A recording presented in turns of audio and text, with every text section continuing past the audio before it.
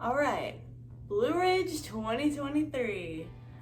I'm gonna try as hard as I can to get through this video without saying any type of cuss word.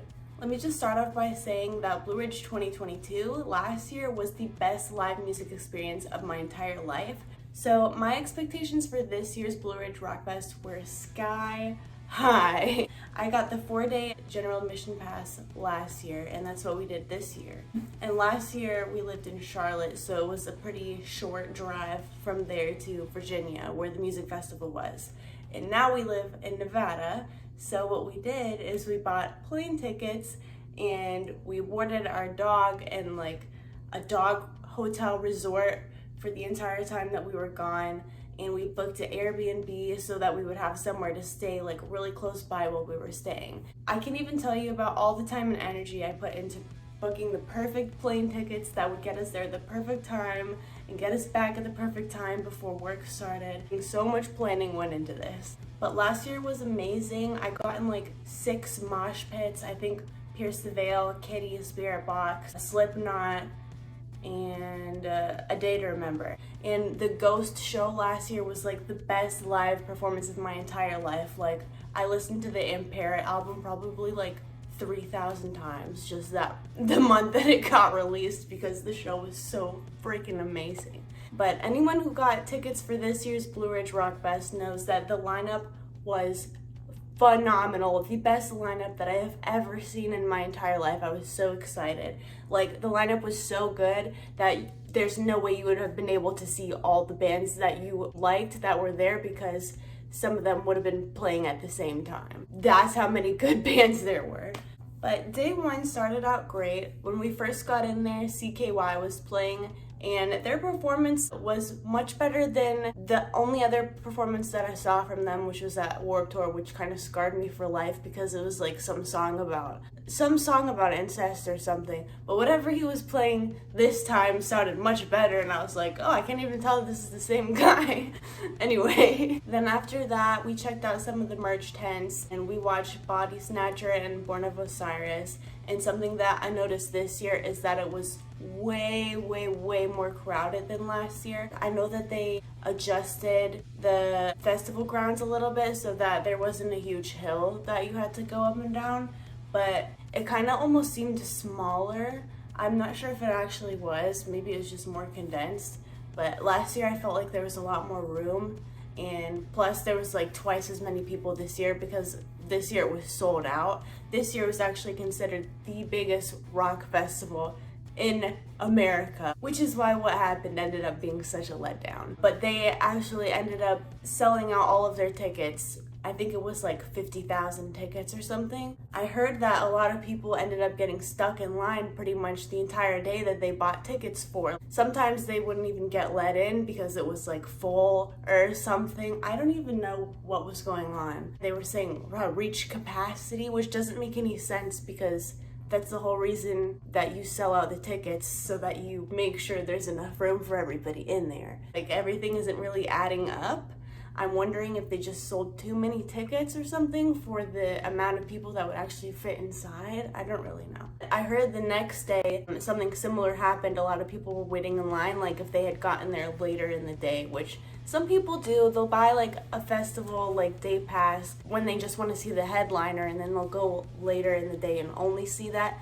In my opinion, that's like a huge waste of money. If you buy a day pass, you might as well just go see all the bands and be there all day, but that's just my opinion. But anyway, the people that did that ended up getting there late, I guess, waiting in line all day, and then eventually getting turned away at the door because of severe weather, when it didn't even rain at all on Friday. The only time we had severe weather was on Thursday, which is why everybody's very annoyed and confused about this whole situation. But after we watched Body Snatcher and Born of Osiris, we went to the Monster Energy truck, where you can wait in line, and then when you get on there, you get a free monster. It's kind of served to you like a bartender, but they just have the monsters there and you get to pick out whichever one you want.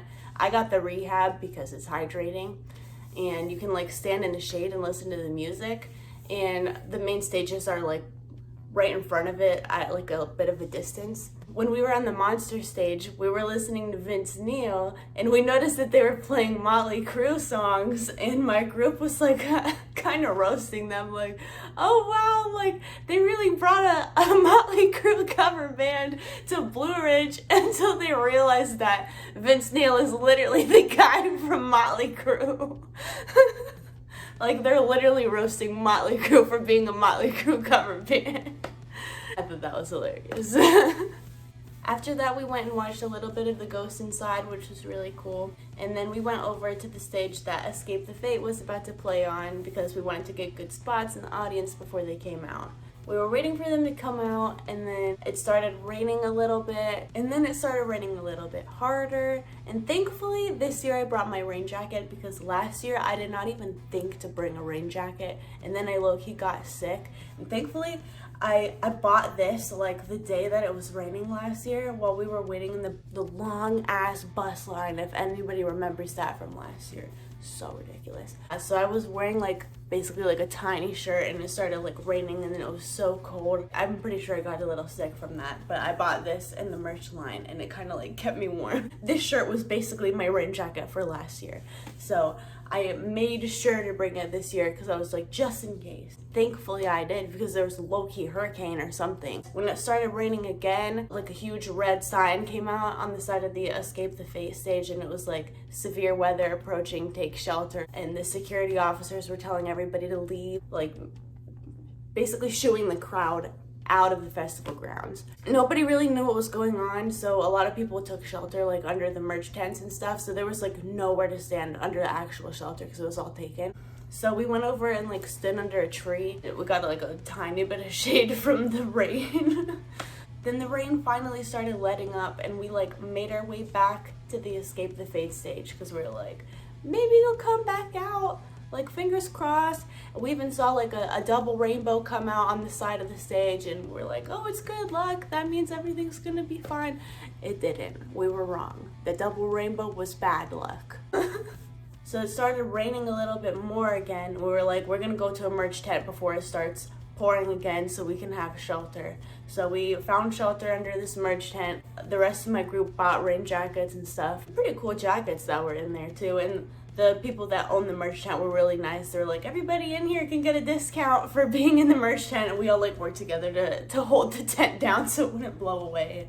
By the time we got out, security and the whole staff of the festival ground was basically shooing everybody outside. Everything was canceled by then. So the rain actually ended up damaging a lot of the band's equipment that were out on stage. So the rest of the day pretty much got canceled because of all of the damages that were done to the equipment. Like, the bands just couldn't even play anymore. We didn't even see Escape the Fate at all. Like, I didn't see Craig or anyone. They didn't come out. They didn't say anything. And it was so disappointing, because like, I was so excited to see them, because I've never seen Escape the Fate in my life before. I've seen Falling Universe like 3 or 4 times, but I've never seen Escape the Fate. I was so excited. And honestly, I was so excited about so many of the bands this year. And Evanescence was that same day. They were the headliner that night. So it was just so sad. But thankfully, the next day we had a little bit of better luck. And I'm really glad that I had my hiking boots at home. When we first flew in, we stopped at our family's house in Charlotte, where I had an extra pair of hiking boots, which are perfect because this festival grounds is technically in the mountains. Whenever it rained the first day, my shoes were basically like full of pools of water, and I could not get it out for like hours till I got home. Like, I needed to take a hot shower so bad when we got home. It was so gross. So day 2 was much better. It was honestly the best part of the whole thing. We started the day watching Angel Maker, who I haven't really heard before we went to the festival, but one of our friends had listened to them, and I'm really glad that they recommended this band to us, because I was literally so amazed watching this band perform. They had like literally 3 vocalists, one on guitar, and I think the other 2 were the main vocalists, and they would overlap their screams so that it sounded like a continuous scream the entire time, but it was 3 different people. Like once one guy ran out of breath, then the next guy started. Once he's out of breath, the next guy goes. It just sounded really freaking cool, and I highly recommend listening to that band. I was also trying to find one of my friends there that's also from Charlotte, so I would like send her pictures of what I was wearing so we could find each other, but there was like little to no cell service in the entire festival grounds, so you basically have to be used to not using your phone at all other than for like pictures and videos. Our group always had a spot where we would meet up if we would separate, because if you try to call each other, you're just not gonna get anywhere. You're just gonna be lost all day long. But yeah, I unfortunately didn't end up finding her because of this service and because of the later 2 days ending up being canceled. And this day was like super hot, like it didn't rain at all, so the whole severe weather thing is complete BS in my opinion. For Thursday, yes, there was severe weather. Friday, Saturday, Sunday, no, there was no severe weather. It was sunny as fuck. But at the bar station, there was this really nice guy who had like one of those like water squirt gun things that it's like you pull it like this. I don't know if it's like a weird demonstration. He was I look like I'm pulling a bow and arrow or something. But this nice guy at the bar station, he had his water gun and he would like shoot water at people who wanted it to cool them down. So I literally went up there like this. And it cooled me down so nicely. Like I wasn't even mad about it. It was so nice. It was so funny. So then we went to watch Of Mice and Men, which was really cool. It was actually my second time seeing them with the same vocalist, but I hadn't heard them play like some of their newer songs and some of their older songs, and they started with Bones Exposed, which is one of my favorite Of Mice and Men songs, so it was really cool to watch that. Me and some of the girls in the audience were just like, we knew all the lyrics to some of the songs, so we were just like vibing. Girls are such a vibe. Whenever you meet a girl like at a concert, in the audience, in the bathroom, you can immediately click with them, even if you're the most awkward person ever. Girls are just awesome. Then we went to Crown the Empire, which was really cool. I've seen them, I think that was my 3rd time seeing them. I saw them my first time at my first Warped Tour in 2016, and then at my last Warped Tour in 2018. That's the 3rd one I went to. Both of those shows were phenomenal, but they have like newer songs now, and it was like a much bigger stage with a much bigger audience because it's at a huge music festival rather than just a Warped Tour. So it was really cool, and I actually got in the mosh pit for it, but I decided to mosh at literally like the sunniest, hottest part of the day, so I felt like when I was moshing, like my heartbeat started skyrocketing and like my face was getting like so red, and I felt like I was about to pass out from heat stroke or something, so I was like, I have to get out of this mosh pit even though I want to stay in here, catch my breath. And then I realized that I didn't know where any of my friends went. I was like, oh well shit, now I'm lost. I was like fanning myself off like this, and whenever I get hot, like you can tell like my entire face is beet red. And this sweet girl saw me, and she had one of those like handheld fans, which I totally need now that I live in Nevada, which is so freaking hot here all the time. She saw me and started fanning me off with that, and I was just like, thank you so much, you're the sweetest person ever.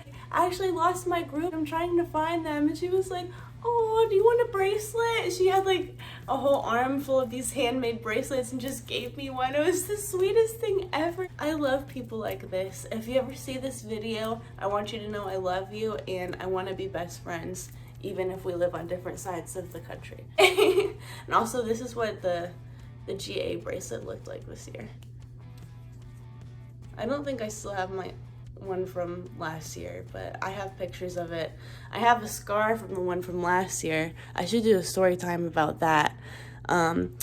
Whenever I saw A Day to Remember last year, my bracelet got caught on this guy's zipper on his backpack, and we could not get it off as hard as we were pulling it, and he had to eventually basically like slam it to get it off, and it kind of like cut my arm a little bit, and it is still scarred a little bit, you can't really tell. I had to get a new bracelet the next day because of that. Whenever he took it off, I low-key had like a panic attack while we were in the A Day to Remember mosh pit, and it was such a huge crowd. To get out, you had to go through like 3 or 4 different mosh pits, but he could tell that I needed some help and I didn't know where anybody was. He was like oh, I know what's going on, like my girlfriend has anxiety like this too. I know you need to get out of here. So he helped me get out of the crowd, which actually really did help. Like I get really overwhelmed sometimes in huge crowds like that, and just like removing yourself from the situation can really calm you down. And watching the crowd and the performance from behind the crowd is kind of like a whole different experience to see everybody vibing in front of you as well. And he even took like a video to show his girlfriend, oh, I'm only hanging out with this girl because she had a panic attack and I needed to help her out. It was very trustworthy. He was like, oh, your boyfriend better not fight me. And it was really funny. My husband actually ended up buying him a drink after that. I'll always remember that guy as the dude who saved my life at Blue Ridge. But back to Crown the Empire, when I was trying to figure out how to find my friends, I was like, well, why didn't I just crowd surf? Because if I crowd surf, either they'll see me or maybe I'll be able to see them because they'll have a better view. I went up to some people that were lifting up the crowd surfers, so I was like, can you get me up? Can you get me up? I went and crowd surfed, and then one of my friends saw me. It was like, Casey, there you are. And then that's how I found out where they were. When I went to the barricade and the security guard like brought me down, I like ran through the mosh pit back towards them, and I ended up finding them. If you ever lose your friends at a concert, just crowd surf and you might just find them. And the rest of that day was pretty good. We saw Knocked Loose, which was awesome. I was watching it like from up close at first. I accidentally got like caught in a pit. So 3 pits formed around where me and my husband were standing, and then they were like, we see 3 pits, we wanted to turn into one big pit, and we're like, well, fuck. And there's nowhere for us to go, so we basically got shoved into the pit, into the circle pit. Like, I didn't even mean to be into that pit, and I got separated again, so I was like, let me just get out of here, and I'll watch it from behind in the audience. Sometimes it's just like that. Sometimes the crowd just gets a little too overwhelming, and that's okay. You can enjoy it from way in the crowd, from way behind, from anywhere you want. But I'm still super happy that I got to see Knocked Loose. And I also watched Sleep Token from far back. The schedule changed, so I didn't know they were going on as early as they were. So there was already a huge crowd up there, and I was like, well, I can hear them and I can kind of see them, so I'm just gonna enjoy it from back here. It was still beautiful. My ears were blessed. A random person, while I was sitting down waiting for some of my friends, they came up to me and gave me this really cool Blue Ridge Camp sticker and patch. I think it would be cool if we got like a vest or something, because I got a lot of patches that I don't know what to do with. Our friends told us about this band called Electric Cowboy, and they're like a German band.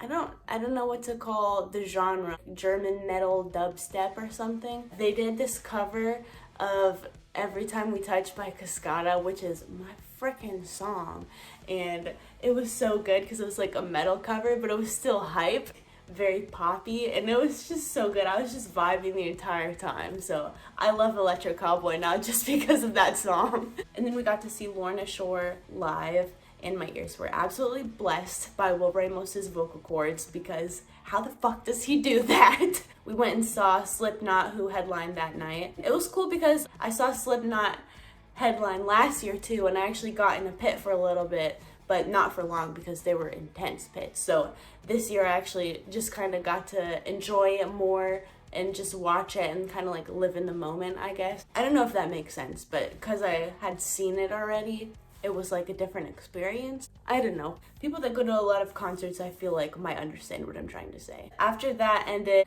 we caught a little bit of Polyphia because for some reason they decided to play Slipknot and Polyphia at the same time. I love Polyphia, but if you're playing at the same time as Slipknot, I'm gonna have to watch Slipknot. Polyphia is amazing. It's a band that doesn't have a vocalist. They have a lead guitarist. I think he's got like a 10-string guitar or something, but he's a guitarist prodigy, and the band is so good. I love all of their songs. You know how some people play music to help their plants grow? For my cactus, I'll play them Polyphia because this music is gonna make you smart and it's gonna help you grow better. Thankfully, I got to hear a little bit of it on our way out towards the buses. And unfortunately, that's where my Blue Ridge story ends, because the next morning, while we were about to go head towards the buses, there was an announcement that was like, we're not letting anybody in right now because we're waiting to see the severe weather situation is going, but On Saturday, it was only supposed to rain from like 10 to 11 or something like that, like maybe 1 or 2 hours, and not even that long. After like an hour or two of saying nothing, they were like, oh, we're gonna have to cancel today and tomorrow because of the severe weather conditions. We're so sorry. We promise we'll give you guys all refunds. And then later they like changed their post and like reworded it, but making it like sound a lot more vague. What actually ended up happening was, after Thursday's severe weather situation, a lot of the stagehands and pit crew were not treated very well. They weren't provided food or bathing, and they had been there way longer than all of the festival goers. They actually decided to go on strike, so no stagehands, no pit crew, nobody's gonna be able to make sure anyone is safe, and nobody is gonna have the help that they need in order to go on stage and perform. So what are you gonna do? You're not gonna be able to get these new employees in under one day, especially with what just happened. But that's not what they're telling us. What they're telling us is, oh, it's because of severe weather, but that's not the truth, which is why everybody is so pissed off and upset. Maybe if they were a little more honest with us, we wouldn't be so upset about it. Unfortunately, that's not what happened. It really sucks that this had to happen this year after how amazing of an experience a lot of us had last year. I heard some people didn't have a good experience last year and had an even worse experience the year before. I know last year with the bus situation on the way there, it was like really backed up. They had like promised everybody that they had fixed the situation, but if anything, the bus situation was so much worse this year. I'm not really just saying this to complain. I want people to know the truth because I think that's what's important. I think that's what Blue Ridge should be sharing with us. But unfortunately, that's not what's happening. But even though this year's Blue Ridge Rock Fest didn't go completely as planned, I am still not letting it ruin my entire memory of this year. We still had an amazing 1.5 days of Blue Ridge. Unfortunately, we also wasted more money on an Airbnb, plane tickets, a hotel for our dog, and I know a lot of people flew even further than from Nevada to Virginia. Some people came from out of the country. I heard some people came from like England or Australia. I don't even know how far some of the bands came from and didn't even get to play and had their equipment damaged, which really sucks. But it is what it is. We'll see if there's a Blue Ridge next year. We'll see if they get sued. Hopefully we'll actually get the refunds that we were promised. Thank you so much for watching. Peace out.